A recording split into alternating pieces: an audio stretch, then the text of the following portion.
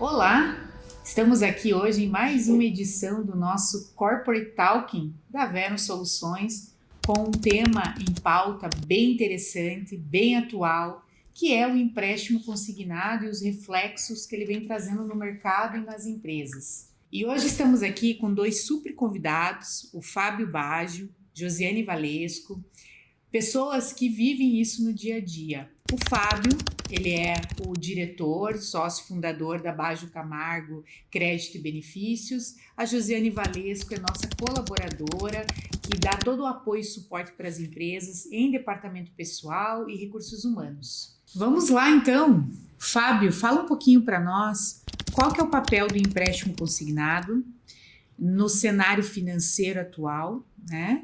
E os principais impactos que tem trazido, não só para as empresas, mas para os trabalhadores principalmente. Bom, Andréa, primeiramente, uma boa tarde, muito obrigado pelo convite, a você, o Gazabin. É um prazer estar aqui conversando com vocês hoje. E sim, tem uma mudança relevante agora, a partir da assinatura da MP, que foi assinada no dia 12 de março, ou seja, agora vai completar um mês, quase um mês aí de MP, e ela passou a vigorar a partir de 21 de março. Só que ela trouxe algumas mudanças que a gente enxerga salutares, outras nem tanto, que vão dar um impacto tanto no RH/DP como no público. Então, no público, a primeira mudança, a grande mudança, é que a gente sai de um universo que era atendido pelo modelo antigo de 3,8 milhões de pessoas para 47 milhões de pessoas que podem ter acesso a esse tipo de crédito, ao crédito consignado, né? Então a gente vê uma democratização do crédito no Brasil.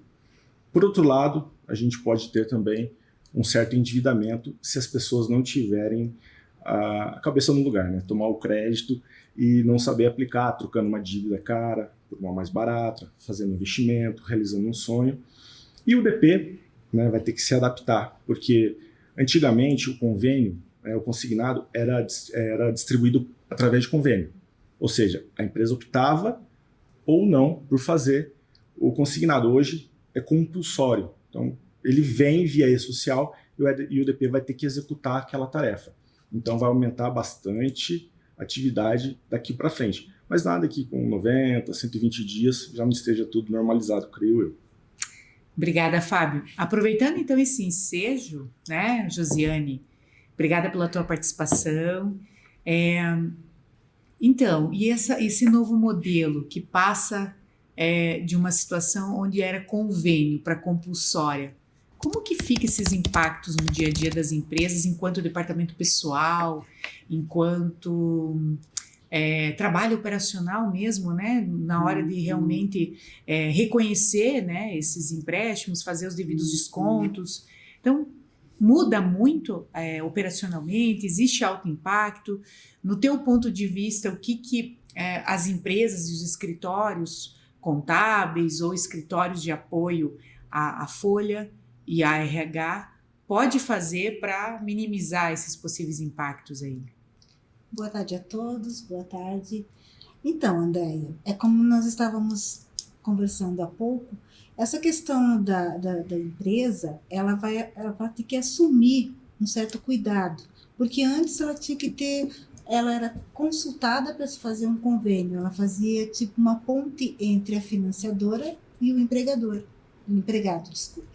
Agora não, agora o empregado faz a sua solicitação através da carteira digital, ele pode fazer uma avaliação de várias financeiras, ele pode escolher qual for a melhor opção para ele, e a informação vai direto para o e-social, como o nosso colega aqui falou. Nós teremos que fazer uma pesquisa através de um portal para poder saber como e quando foi feito esse empréstimo e como efetuar o desconto. Isso vai impactar bastante na folha de pagamento, porque nós, do departamento pessoal, ficaremos responsáveis pelo desconto em folha. E, atualmente, o pagamento será direto através da guia do FGTS digital. Então, o que vai acontecer? O empregador vai precisar que o empregado passe informação para ele, E nós, o DP, vamos ter que consultar o portal mensalmente para saber qual será o valor da parcela que nós podemos descontar. E isso calculando em algumas situações, que você não pode ultrapassar os 35% do valor. Mas, Josi, então isso vai dar pano para manga. E se esse colaborador tiver, por exemplo, empréstimos internos com a empresa ou, enfim, alguns adiantamentos que de repente não conste no e-social no momento que ele adquire na financeira esse recurso? Como fica essa situação, né? Porque eu creio que a financeira vai, né, fazer, né, Fábio, uma análise ali, né, provavelmente da remuneração base, descontando os tributos ali que cabe, INSS, né, os encargos, imposto de renda retido na fonte quando houver, mas mudando, e aqueles outros descontos que muitas vezes a empresa acaba, né, aferindo ali por uma situação ou outra que eventualmente o colaborador tenha. Como que fica isso? Através de uma pesquisa assim, básica, nós verificamos que não pode ser descontado o valor total de 70% sobre o salário. Então, e claro, eu acredito que as financiadoras, né, elas vão ajudar a gente nessa questão, já usando essa base dos 35%, já diminuindo o INSS, o IR, a pensão alimentícia, como a gente citou.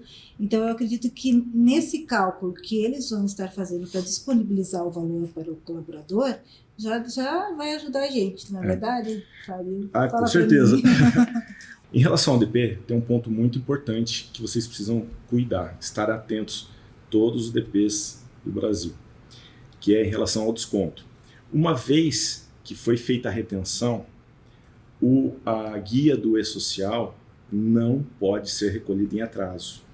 Eventualmente, se a empresa recolhia o FGTS, que é a mesma guia, né? Sim. Se recolhia com atraso, um dia, 2, enfim. Se ele fez essa retenção e não recolheu, não tem mais como recolher aquela parcela. Também não acumula, também não pode fazer atualização. O que o DP vai fazer? Por isso que é muito importante ter atenção e fazer o recolhimento de forma assim, exemplar. Se aquele recurso ficar dentro do caixa da empresa, o DP, o RH ou alguém do financeiro vai ter que procurar o colaborador, perguntar para ele em qual instituição financeira foi feito o empréstimo e a empresa ligar na instituição, recolher aquela parcela atrasada e recolher os juros e qualquer outra eventualidade que tenha que acarrete sobre a parcela atrasada. Porque a responsabilidade passa a ser do empregador. Exatamente. Que foi retido o valor. Exatamente. Se não tem os 35% que você comentou, o que acontece? Recolhe parcial. Recolhe o que tem, dentro do limite de 35%. Faz aquele repasse, avisa o colaborador, então avisa por meio de um lembrete no contra-cheque, isso já é suficiente. O que não pode é deixar de avisar, para que ele procure a empresa, o banco, né, o banco, o financeiro, enfim, e faça o recolhimento, o pagamento do restante da parcela, do residual. Então, Fábio, esse ponto é super importante, né? Porque hoje passa a ter uma corresponsabilidade muito importante. Então, eu tenho que formalizar e, de preferência, no contra-cheque, essa mensagem, né? Entre em contato com a sua financiadora, pois a retenção da sua parcela, alguma coisa desse tipo. Exato. E detalhe, não pode, em hipótese alguma, deixar de avisar, e isso que não seja feito verbalmente, porque a gente não sabe o futuro. A legislação ainda não prevê qual sanção será dada por não ter avisado o colaborador. Então pode ser que tenha alguma questão trabalhista, enfim. Então, lançou no contra-cheque, já o aviso. Outro ponto que a Josi comentou, eu achei bem prudente, e embora não tenha sido lançado na MP, mas por experiência dos bancos, das financeiras, o que vai acontecer? Nós vamos solicitar os contra-cheques atualizados e a partir do contra-cheque que vamos fazer a conta da PNT, da parcela que o colaborador vai poder assumir. Entendeu? Assim, embora o sistema nos traga os 35 bruto, né, dos lançamentos sobre o salário bruto, nem sempre vai seguir aquilo, porque se tiver no contra-cheque algum tipo de lançamento que a gente perceba que pode ser recorrente, nós não vamos absorver. Já é critério. Exatamente. Já é critério para Porque a gente já financiador. fazia isso no passado, vai continuar sendo feito agora, até que se adeque ou o sistema ou as empresas diminuam os lançamentos em folha. Tá, e esse crivo fica por conta da financiadora. A partir do dia 25 de abril agora, né? Daqui 10, 15 dias. Fábio, vamos deixar o número da MP aqui para as pessoas pesquisarem? MP 1292. 1292. Isso, de 2025. 2025. Porém, existe a lei que instituiu o consignado no Brasil para empresas privadas, ela é de 2003. 2003. É a lei 10.820. Então, pessoal, Lei 10.820 de 2003 e agora com a atualização da MP 1292 de 2025. É bom nós nos atentarmos porque são leis e normas saindo do forno e que impactam o nosso dia a dia consideravelmente. Falando disso, Fábio e Josi, a gente sabe que isso vai afetar o mercado, já afetou, gera, obviamente, para o mercado mais poder de compra, né? Realizações, como o Fábio falou no início, enfim. Mas, em contrapartida, pode também gerar algum tipo de endividamento, né, para essas pessoas, né? E se isso ocorrer, de certa forma, na opinião de vocês, trazendo um pouco para o viés de RH, né, de pessoas agora, isso pode afetar a produtividade, o clima organizacional, se ele for e não conseguir o empréstimo, ou se ele conseguir o empréstimo, isso afetar o rendimento líquido dele? Qual a opinião de vocês com relação a isso? E se vocês têm observado algum movimento nesse sentido? Bom, quer responder, Júlio? Posso falar em datas. Como a data iniciou é mais recente, a gente ainda não teve, eu não tive nenhum caso ainda, porque isso só vai impactar na folha de junho, competência de maio.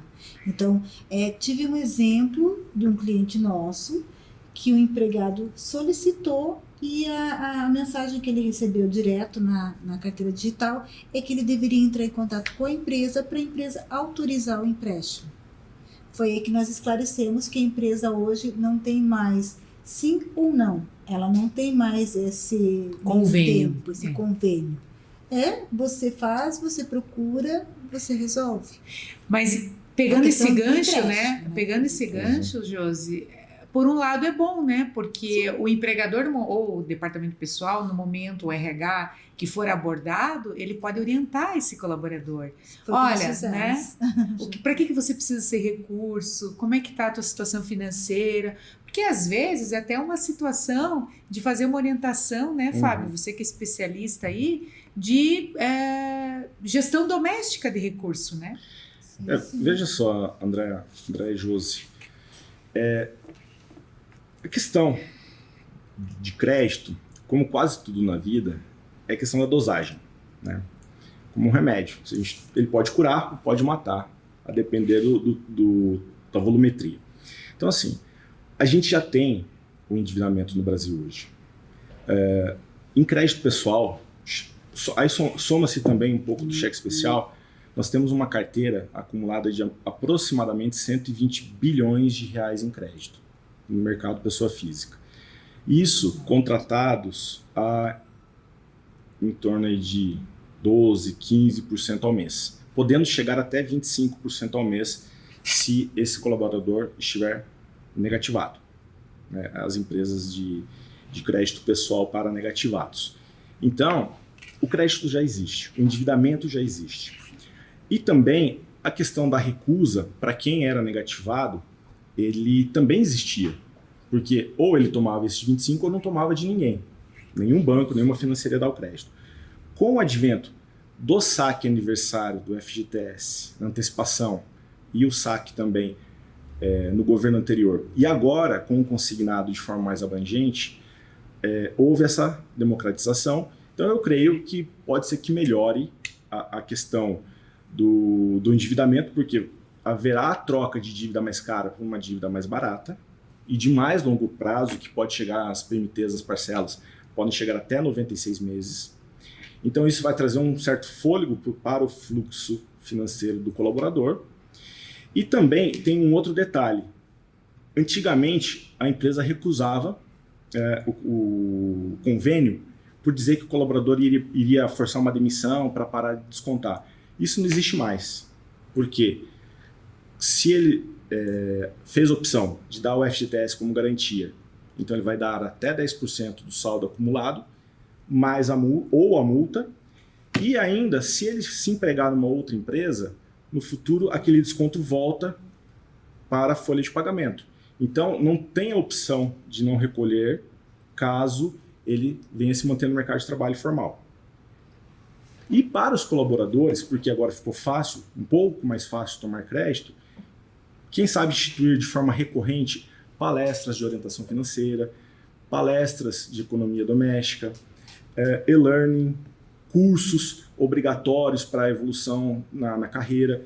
Esses tipos de ações poderão contribuir para que ele crie-se uma cultura de educação financeira, que o nosso país é tão carente. Fábio, sim, olhando agora pelo prisma, até mesmo do contexto da MP, né, do acesso ao crédito, né, com um subsídio de taxas melhores, e por outro lado, tendo em vista que a gente tem alguns impactos aí, onde o fundo de garantia passa a ser o garantidor para que essa linha de crédito tenha esse subsídio, né?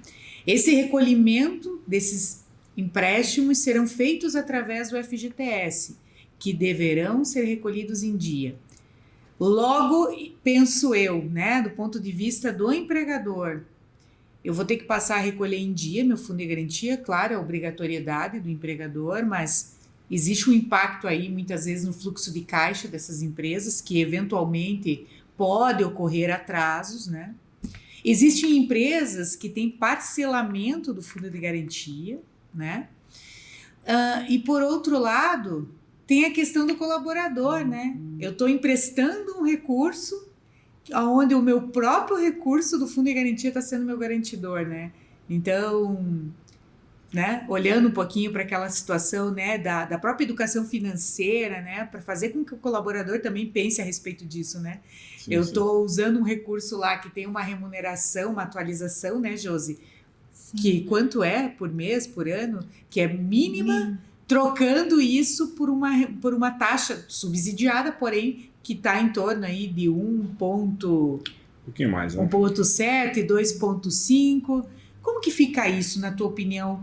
E você deve estar enxergando isso, né? Os empresários devem estar te questionando, o tema borbulha muito, eu recebo muitos questionamentos dos nossos clientes, a Josi ali também na ponta, né? Me fala um pouquinho a respeito do teu ponto de vista e o que você está enxergando desse movimento no mercado. Bom, vamos lá. André, o que eu tenho percebido é que, primeiro de tudo, existe uma confusão muito grande. Diríamos aí algumas fake news que foram criadas de lá para cá, do lançamento do produto, né, no dia 21 de março para cá. Bom, e eu também sou empresário, então eu sei as dores do empresário, eu sei quando às vezes falta recurso no caixa e você tem que fazer um recolhimento, cumprir com as suas obrigações. Mas, olhando do ponto de vista frio da questão, o recurso é do colaborador. Então, tanto a parcela que o empregador vai precisar repassar via social, quanto o FGTS, é um recurso que ele deveria pagar para o empregado. E que ele ainda ganhou 15 dias, vamos dizer, né? Ganhou 15 dias de carência, porque ao invés de pagar no 5º dia útil, vai recolher no dia 20. Pois bem, isso posto, existe a outra questão. Lá no lançamento do saque aniversário, já houve uma corrida à informação. Muita gente nos perguntava, mas a minha empresa não está recolhendo, porque a pessoa queria fazer a antecipação do saque aniversário e não tinha o saldo que ele esperava que tivesse, porque a empresa estava lá 2, 3 meses atrasada. Então isso já, de certa forma, causou uma atualização dos recolhimentos, né? Boa parte das empresas passaram a recolher em dia. E agora aperta-se de novo. Porém, existe uma questão que tem muita confusão que eu quero esclarecer agora. Em relação à garantia via FGTS, ela é uma opção do colaborador, da pessoa que vai tomar o crédito. Ela pode ou não oferecer o FGTS em garantia. E não é a totalidade do FGTS, apenas 10% do FGTS da conta.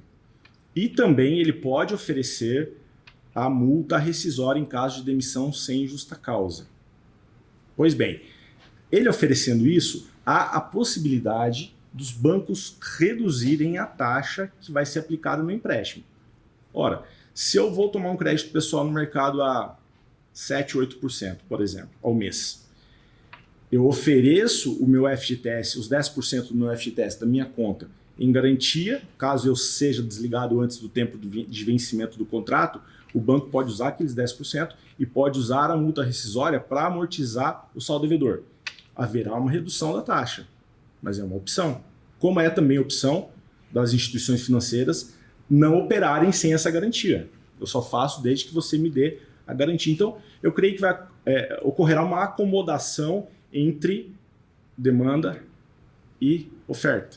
E esse crivo, Fábio, fica por conta da instituição. Então, eu opto pelo... o colaborador pode, né, oferecer o fundo de garantia como garantia, mas ele pode oferecer outra... Pode não oferecer nenhuma garantia. Nenhuma garantia. Exato. A garantia solicitada, basicamente, é fundo de garantia? Não tem nenhuma outra que ela possa solicitar? Para esse produto, não. Não. Para esse produto, ok. não. Aí ele pode recorrer, por exemplo, a um refinanciamento de veículo, a um refinanciamento de imóvel. Que daí são outras linhas e não o consignado. Exatamente. E, Fábio, sim, quem que pode ter acesso a esse empréstimo consignado? Somente colaboradores de grandes empresas, médias empresas? Como que funciona isso? Quem que tem acesso, quem não tem? Bom, André, esse é um ponto importante, sabe? Porque antigamente a lei ela previa um convênio e esse convênio era estabelecido somente com grandes empresas, né? Empresas de 80, 100 colaboradores via de regra. Porém agora, com a nova MP, empregados domésticos podem ter acesso via social ao crédito. Ele vai poder tomar esse recurso. Trabalhadores rurais poderão também ter acesso a esse recurso. E empregados de MEI, colaboradores que trabalham com MEI podem pegar também. Espera aí. E daí como é que funciona isso, Josi? Agora ficou interessante aqui. Ficou bem interessante. Porque, eventualmente, eu posso ter uma secretária lá no lar, eu não tenho contador que faz as minhas guias, eu que faço as DAIs lá, aquelas guias, né, padrões. Eu vou precisar buscar um escritório contábil para me auxiliar. Como que eu faço isso, Josi? O E-Social, através da guia doméstica, ele vai estar recolhendo automático. A sua colaboradora vai até a financeira, faz o empréstimo e o E-Social já vai passar a parcela direto para ser debitado na guia DAI, que é onde você faz o recolhimento dos impostos da colaboradora, INSS, FGTS e os demais impostos. Ficou fácil agora, né? Pelo menos para a empresa, né, no caso do doméstico, ele vai ser mais, ele vai estar tipo assim, estou colocando ali. Ele vai disponibilizar já no próprio lerite, no próprio contra-cheque, o valor a ser debitado. Nós, no caso da contabilidade, do departamento pessoal, nós vamos ter que analisar o valor para ver se é possível descontar a parcela total ou parcial, como o nosso colega Fábio já havia comentado, que você tem um valor X para ser debitado. Se esse valor ultrapassar, o colaborador vai ter que entrar em contato com a financeira para poder estar efetuando o pagamento da diferença. Então, e na doméstica já vai ser muito mais fácil, o valor vai ser direto. A gente não vai ter que se preocupar tanto assim. Bom, então a gente vê aí uma evolução significativa, né? E um acesso mais automatizado. Sim. Claro que sempre vai ter que ter aquele cuidado da nossa parte em questão, né, dos descontos, do pagamento, da emissão da guia. E Josi, Fábio, existem riscos jurídicos intrínsecos nesse processo todo? Não. Não? Não. Do meu ponto de vista, tanto os operadores de crédito que passam a disponibilizar o crédito a partir do dia 25 agora, desde que certificados pela ANEPS ou pela FEBRABAN, atendendo os requisitos do Banco Central e fazendo tudo dentro das regras e normas dos bancos, não tem risco nenhum. E tampouco os empregadores, porque existe a MP, existe a lei que prevê já a concessão desse recurso com desconto em folha. Então, se seguir o problema. Processo corretamente, fizer o repasse corretamente, sem dor de cabeça. Então. Exatamente. Okay. Agora, o importante para quem é colaborador, Andréa, procure correspondentes e agências bancárias certificadas. Com certeza, daqui para frente, vão aparecer golpistas querendo ludibriar as pessoas. Então é importante ficar atento a isso, porque qualquer coisa nova que a gente vê que lança no Brasil, sempre tem alguém querendo tirar uma vantagem indevida. E eu acredito que isso vai acontecer também. Então procure sempre correspondentes e agências conhecidas. Público, é um ponto bem importante, e a gente está aqui hoje com o nosso convidado, o Fábio Baggio, né? Uma empresa especialista em crédito e benefícios, então tem essa opção também aqui no mercado, né? Tem que ter uma empresa regulamentada, séria à frente disso, né? Isso é bem importante também. E como que, na opinião de vocês, assim, as empresas podem equilibrar o benefício do consignado sem comprometer a saúde financeira dos colaboradores? A gente falou aqui em palestras, em educação financeira. Vocês consideram importante a empresa ser um ator principal nesse contexto e orientar, né, os seus colaboradores para que façam esses procedimentos de forma consciente? Porque, pelo que nós conversamos aqui, é um movimento natural que já existe, está acontecendo, vai fazer parte do nosso dia a dia, né, do departamento pessoal, da contabilidade, sim, das empresas, pro trabalhador, né? E o que as empresas nesse sentido, que na nossa opinião, principalmente na minha, falando enquanto empresário, enquanto responsável técnica de muitos clientes, a gente já vai assumir uma parcela grande, né, de trabalho nesse sentido, né? Porque as instituições financeiras vão ser remuneradas pelo benefício que estão, né, pelo crédito que estão disponibilizando. Mas a empresa não vai ser beneficiada, né, no sentido de ela vai ter mais uma obrigatoriedade, mais uma obrigação, né? E que, inclusive, se ela pecar durante esse tratamento dessa obrigatoriedade, ela pode, inclusive, sofrer sanções, né? Exato. Então, na verdade, o empresário está sempre pagando a conta, né? Mas, nesse sentido, evitando também, mitigando o risco, o que a empresa poderia fazer nesse cenário todo para tentar melhorar esse nível de consciência aí desses trabalhadores? Bom, olha só. O consignado, ele de certa forma deixou de ser um benefício com a mudança da lei.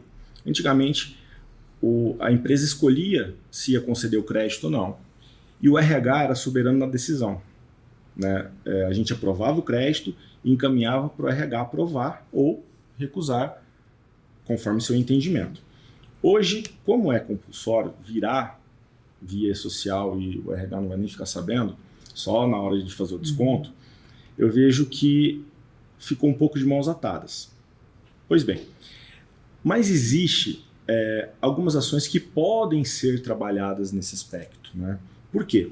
Eu acho que vai depender muito do público, né? Vai depender do segmento da empresa, da região que ela está, do momento econômico que o país vive e poder endereçar ações conforme a amostragem que ela vai ser feita em pesquisa de clima ou coisa parecida.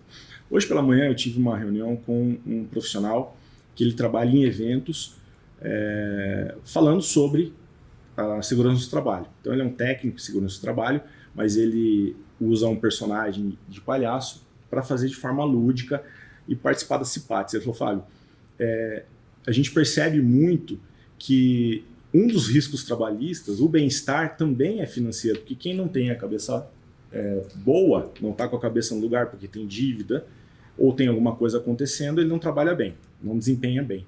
E a gente já teve algumas situações que nós colocamos o consignado via convênio no passado na empresa, justamente para atender um colaborador que quase sofreu um acidente. Ele teve um incidente que a máquina travou antes, mas ele estava pensando no corte da energia que ia acontecer na casa dele, ele com um filho recém-nascido.